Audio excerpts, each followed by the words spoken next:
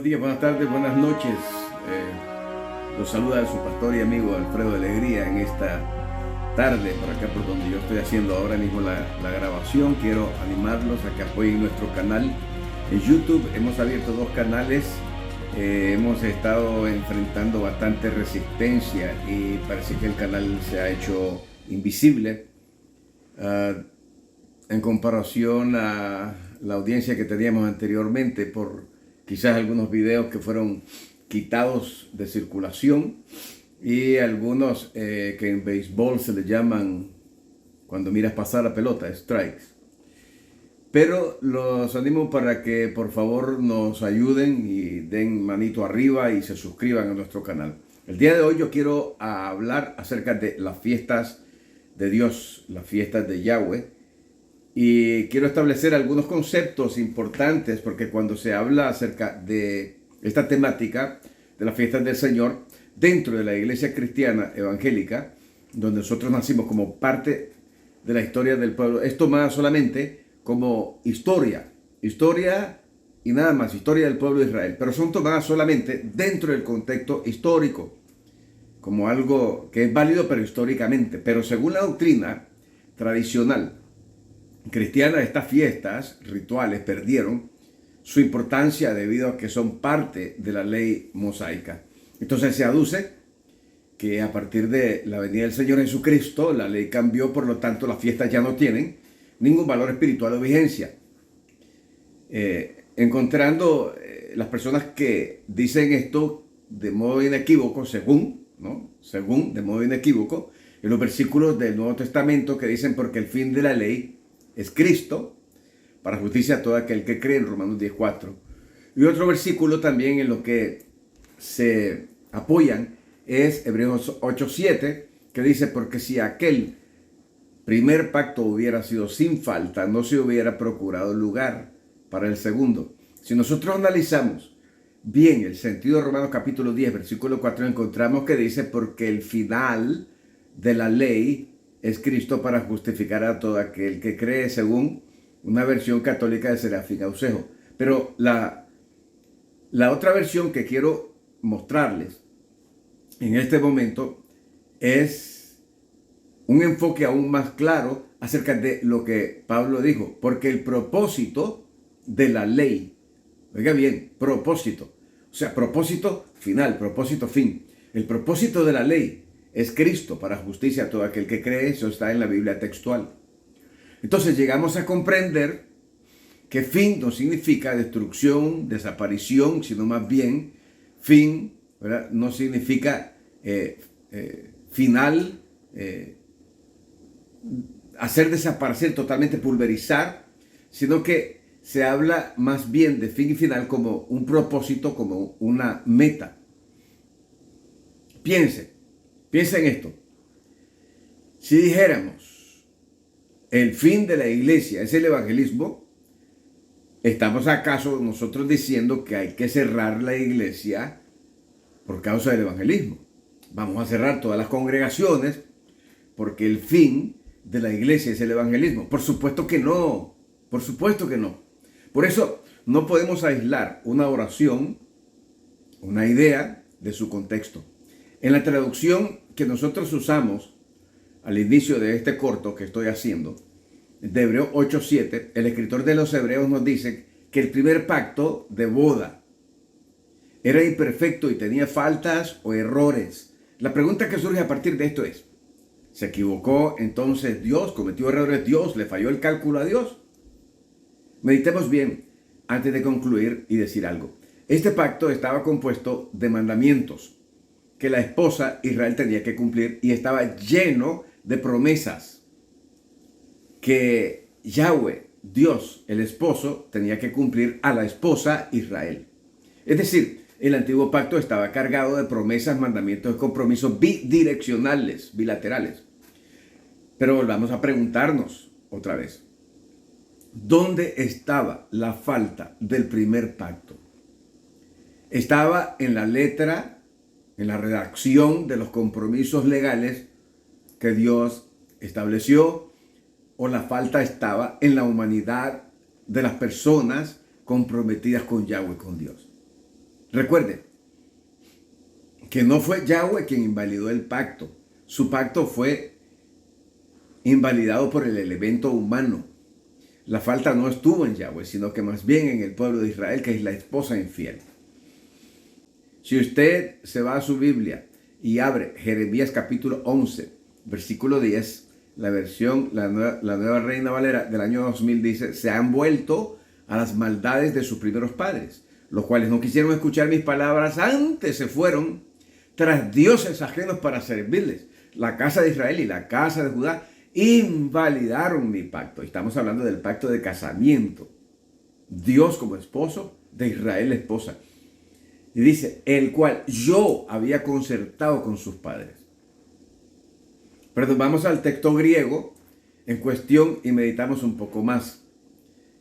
Esta traducción fue sacada del Westcott y Hort interlineal griego en español, y la traducción literal de las palabras que el Westcott y Hort interlineal griego en español nos arroja era: porque el primero era irreprensible, oiga bien, y el segundo buscaba un lugar.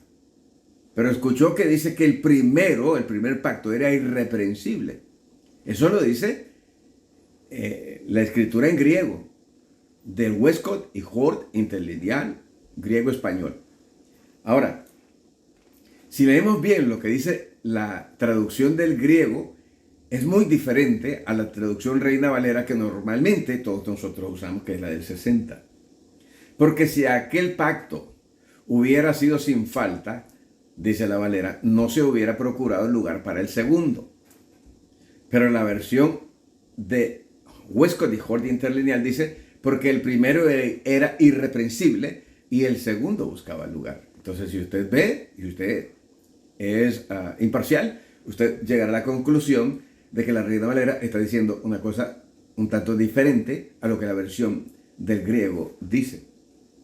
Además, debemos de tener en cuenta que el escritor a los hebreos no debió originalmente haber usado el lenguaje griego para dirigirse a los hebreos, porque suena un tanto discordante, pero ese es el único documento que nosotros tenemos. Sería contraproducente que yo escribiera a creyentes de América Latina una carta en lengua francesa o en inglés cuando el idioma que ellos hablan es el español. Pero como yo dije anteriormente, la carta en el griego a los hebreos es el único documento que nosotros poseemos en nuestras manos.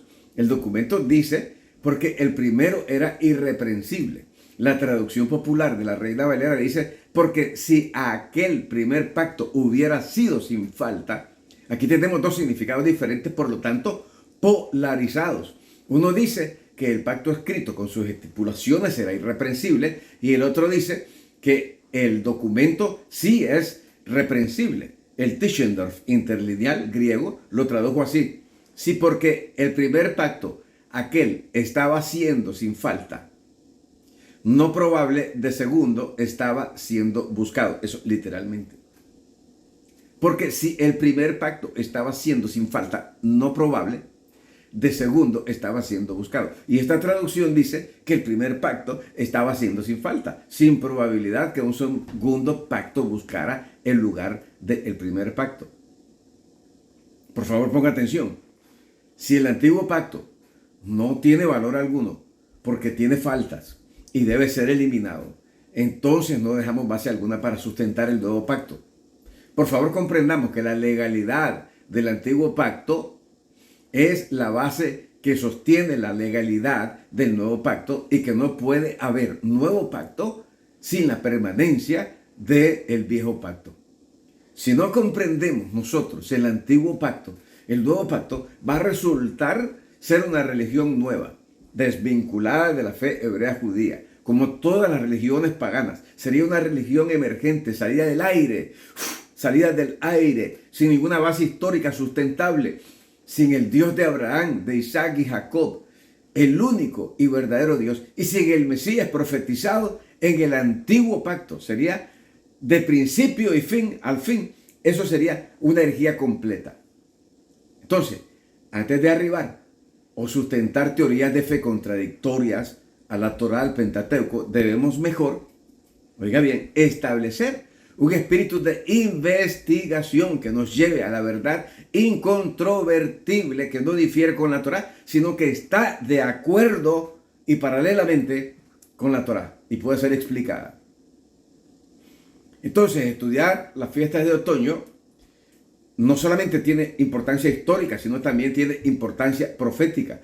Y como las fiestas están relacionadas con la segunda venida del Mesías, estas fiestas de otoño, cuando el Mesías venga en poder y gloria para establecer el reino de Yahweh, nuestro Dios, a nuestro planeta, quiero que usted piense en esto. Las fiestas de Yahweh son el formato profético establecido por Yahweh. Minimizarlas, diciendo que solo tienen importancia histórica como recuerdo de las prácticas rituales hebreas de la fe del Israel histórico, nos va a llevar a nosotros entonces a un punto incierto y desenfocado de los eventos proféticos de los últimos tiempos, y vamos a enseñar herejías escatológicas que vamos a creer que no son herejías, y vamos a tildar de herejes a otras personas que quizás están teniendo un enfoque más certero que el enfoque que usted tiene, haciendo a un lado el estudio de las fiestas proféticas. De ahí, de esa clase de pensamiento, es que surgieron decenas de escuelas escatológicas que son el producto del divorcio tradicional que estableció la Iglesia Católica Romana con la fe hebrea judía. Esa es una tradición heredada por la Iglesia Cristiana Reformada de su prostituida madre, la Iglesia Católica Romana, y mi objetivo es establecer en la comprensión del televidente en este momento que las fiestas detalladas del libro de Levítico tienen un profundo significado espiritual durante el proceso de redención de Israel y un profundo significado profético estrechamente atado al tiempo del fin. Llego hasta aquí con este corto. Seguiremos hablando acerca de esto en nuestras futuras presentaciones. Gracias por haber estado con nosotros. Recuerde darle manito arriba y apoye nuestro canal. Que el Señor le continúe bendiciendo. A todos estuvo con ustedes su pastor y amigo el Dr. Alfredo Alegría. Shalom.